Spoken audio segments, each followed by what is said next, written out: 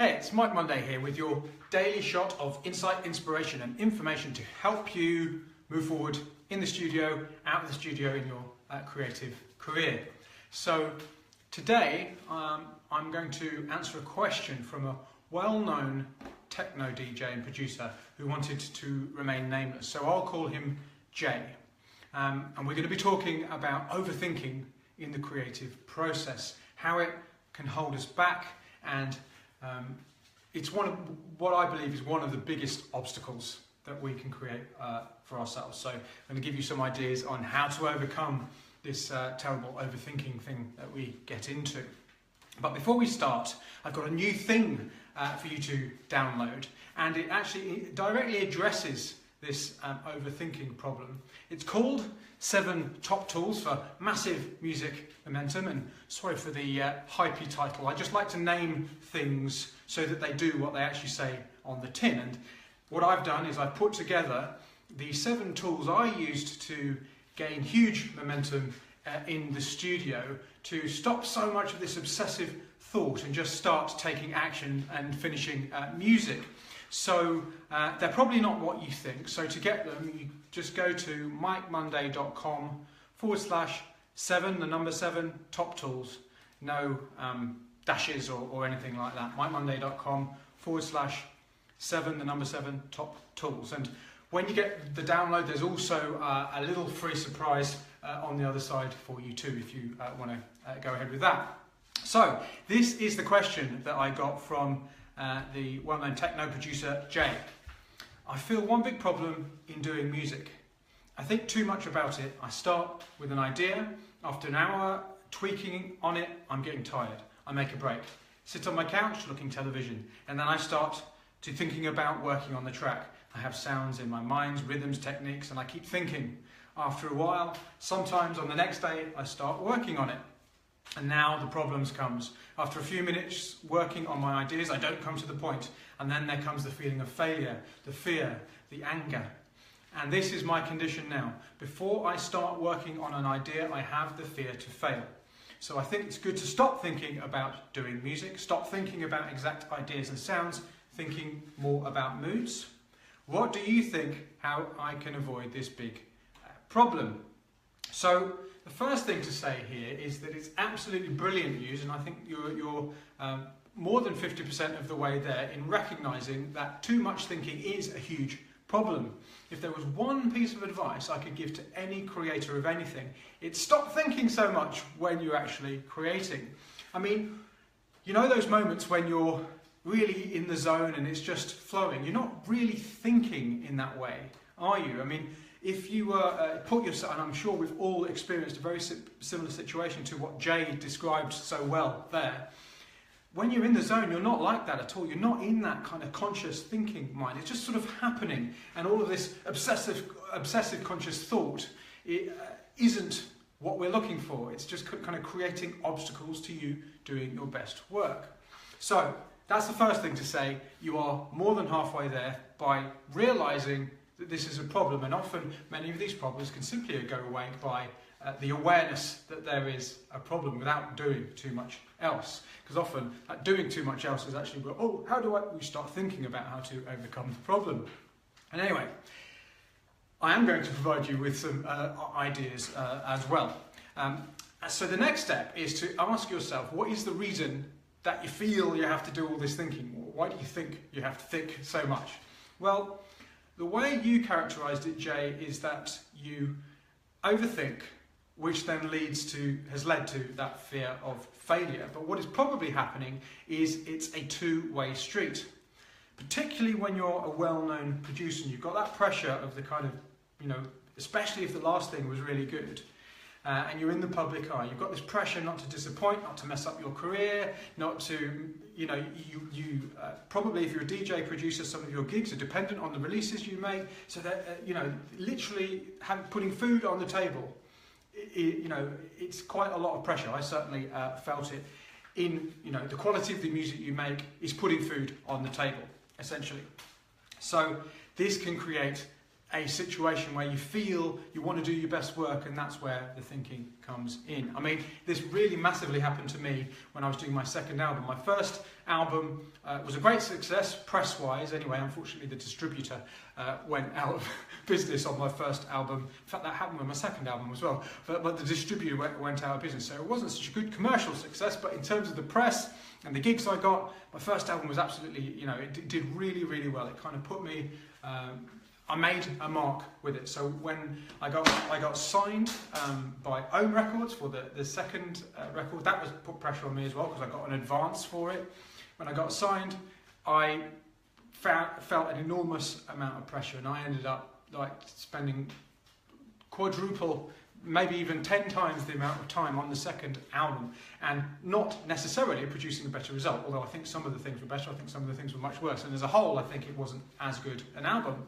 So I really do understand where you're coming from, and while a certain amount of conscious thinking can certainly help, and we need to employ that tool, conscious thought, in our process at some point, more often than not you end up ruining what is already good, or at best wasting a load of time going around the houses, as I used to call it, and then just coming back to what you had in the first place, which you made in maybe 10 minutes. Or in Jay's case, as he says there, the thinking itself even gets him stuck. Okay, so what do you do about this overthinking problem? Well, the first one is more of an approach than a kind of strategy or a technique. So the way we naturally think of or approach the creative process is that we're starting with a blank slate and we're building this thing, we're crafting this thing and building this thing. How about you start thinking about it, instead of a process of addition, you start thinking about it, this might sound weird to some people, but you start thinking about it as more of a process of subtraction. So think of it as if the music is already there, it already exists. I know it doesn't, but just think of it as if it already exists, it's already there. And all you're doing is removing the stuff that is obscuring it. You're kind of uncovering it. You're removing obstacles to something which already exists within you. You've just got to find it.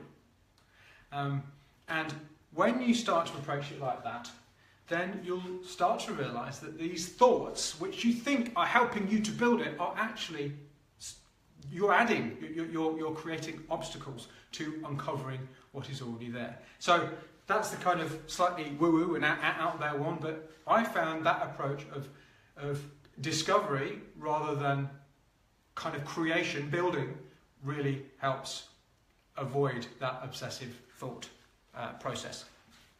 Second, create conditions out of the studio, which means you can just move forward without thought in the studio. So this is where the 7 top tools thing, monday.com/7 top tools thing comes in.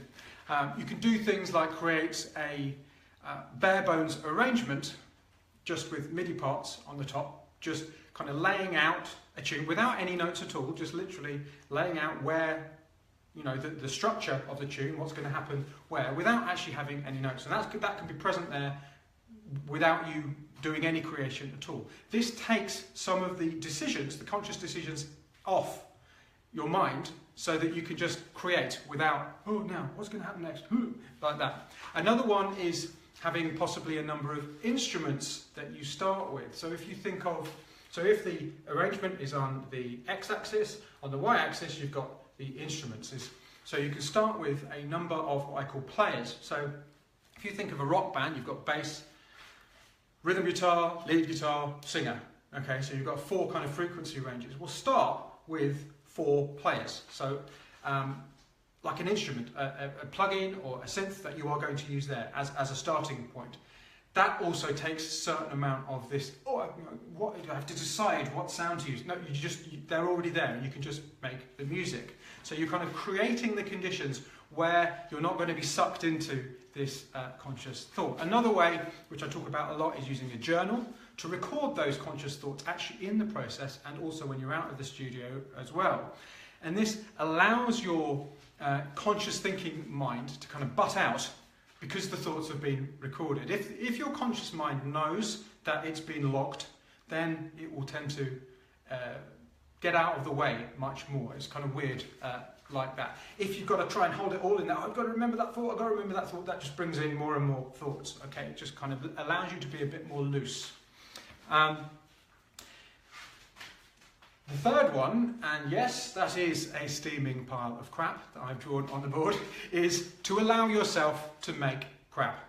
Okay, if you are absolutely desperate that everything at every point in your process has to be amazing quality, then A, you're getting very tight and conscious thought will start coming in, but you're not allowing yourself to take the steps forward to make that quality. Everything that you do at every single second does not have to be brilliant in order for the end result to be brilliant. In fact, the more you allow yourself just to let it happen, let it come out, uncover that stuff, and then kind of sort through it later and decide which is the gold and which is the dirt, the more quality you will come up with. Don't think that thought is the only way to find quality. I mean, the way I kind of characterize this is that you're at the bottom of a mountain. Say you're at the bottom of the mountain, and at the top there's an amazing view, and at the top is a brilliant track made. Okay, by not allowing yourself to take the steps up, so you're not yet at that quality. By not allowing yourself to take those steps up, but wishing you were at the top. I mean, that would be ridiculous. Well, I'm not going to walk up this mountain because I'm not at the top. Does that make any kind of sense? Well, that is kind of what you are doing if you don't allow yourself to move forward unless everything that you do is quality. And this even extends to finishing something that you don't think is good enough, because the fact of the matter is your thinking mind is not always right. In fact, more often than not, the more you think and the longer you take and the more you go back to it, it becomes less and less right. So, allow yourself to make crap. No one needs to hear it. You don't need to play it to anyone. You are engaged in an ongoing process, and you've got to allow that process to happen. And yes, that means being okay with being crap. So, even if you do all this, sometimes you are going to find yourself getting sucked into that conscious thought. And the fourth thing that I suggest you do, and this is kind of a technique I used to use, and I got it from when I used to DJ, and say the floor I was starting to lose the floor. And what I used to, initially would do is I start thinking in choosing between these different records and go, oh no, maybe not that one, and then change my mind, and then the record would be running out and I'd be freaking out. And so what I started to try and do was just literally go with the first thing that came into my head as the next record, every single time, if I was starting to lose the floor. And what I found was that even though there were sometimes really bizarre choices, it was those records that totally, people weren't expecting, and everyone went absolutely nuts. More often than not, I would take a floor that was being lost, that I was losing, to one that was going absolutely mental. Literally by going with gut instinct, by the first thing that came into my head, do that.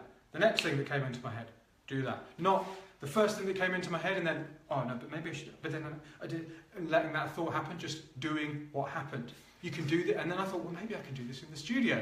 Just literally taking the first step that comes into your head, not overthinking it, not trying 5 billion different things to see if there's something better, going with that, going with that, going with that. Obviously, that means allowing yourself to make crap and kind of dealing with the consequences, which aren't that bad at the end of the day. Okay, so those are the kind of 4 specific steps. And the final one, which I've put up there, because it's kind of, it allows you to do all the others. When you do this, it allows you to do all the others, is meditation. If you start to have a meditation practice, and you do not need to be spiritual, you do not need to be religious. I'm not spiritual or religious. Just a simple meditation practice of focusing on the breath really helps with all of this. Because you start to notice your thoughts for what they are. Your thoughts are not you. Your thoughts are not real in the sense that they're not true. They're just thoughts. They're just things that happen and go. You can ignore them or you can act upon them. They are not you. They're not anything other than just things that come into consciousness and go out of consciousness. And this is what you realize when you meditate. It helps you do all of these things. So I hope that was useful, Jay.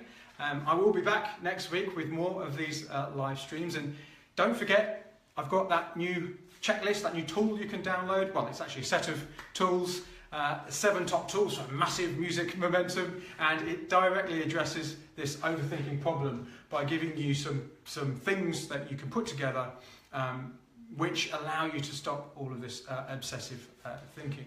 And they're probably not what you're expecting, so go and get them at mikemonday.com/7 top tools. And when you get the download, there'll also be another free surprise for you, which again directly addresses this overthinking problem. So until next week, onwards and upwards, and go and finish something.